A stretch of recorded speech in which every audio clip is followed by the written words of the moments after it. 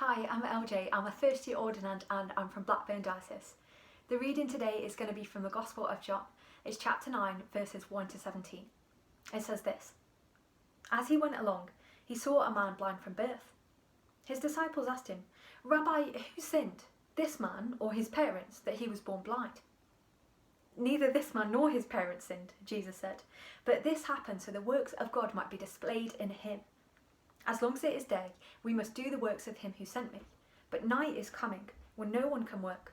While I am in the world, I am the light of the world. After saying this, he spat on the ground and made some mud with the saliva, and he put it on the man's eyes.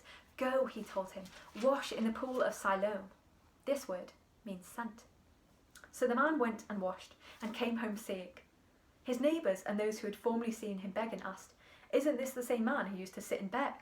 Some claimed that he was. Others said, No, he only looks like him. But he himself insisted, I am the man. How then were your eyes opened? They asked. He replied, The man they called Jesus made some mud and put it on my eyes. He told me to go to Siloam and wash, so I went and washed, and then I could see. Where is this man? They asked him. I don't know, he said.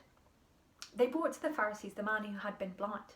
Now the day on which Jesus had made the mud and opened the man's eyes was the Sabbath. Therefore the Pharisees also asked him how he had received his sight. He put mud on my eyes, the man replied, and I washed, and now I see. Some of the Pharisees said, This man is not from God, for he does not keep the Sabbath. But others asked, How can a sinner perform such signs? And so they were divided. They turned again to the blind man. What have you to say about him? It was your eyes he opened. The man replied, He is a prophet. This passage starts with the disciples asking this theological question. Who sinned that this man was born blind? Was it him or was it his parents? And Jesus is there like, what are you chatting about? It was neither him nor his parents. Jesus is much less concerned about how the situation came about and more concerned about what is to be done in the situation. Theology finds its true worth when it is lived out and acted upon. All of our theology should be applied theology. For how can we talk about God and not be compelled into action and drawn towards him? They're discussing this question of sin and suffering. And I would never say that God creates suffering, but I am certain that he uses it in our lives to help us grow and to make his glory known. There's a sense in which every aspect of our lives are an occasion for the manifestation of God's glory and his purposes, and that includes suffering. In this passage, the blind man didn't ask for Jesus' help. He could have sat there and refused to go to Siloam. After all, he was blind, and Jesus didn't say to him, Come with me. He said, Go. The blind man could have chosen instead to cling to the safety of what he knew.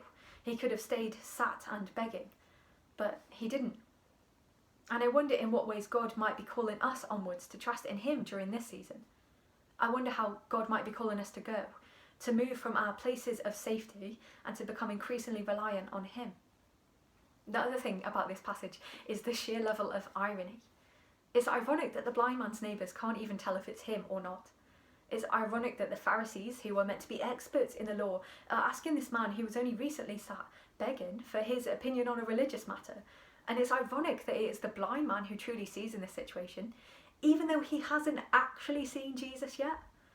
The blind man gains his sight, while the Pharisees and the others are becoming increasingly blind. And going back to the question that the disciples asked at the start of who sinned that the man was born blind, Jesus says it was neither. For sin is not in those who are naturally blind, but in the Pharisees and those who are spiritually blind. It's in those who have seen the light and have hardened their hearts and have chosen to turn away from it. Will we be people who harden our hearts and refuse to open our eyes to the truth?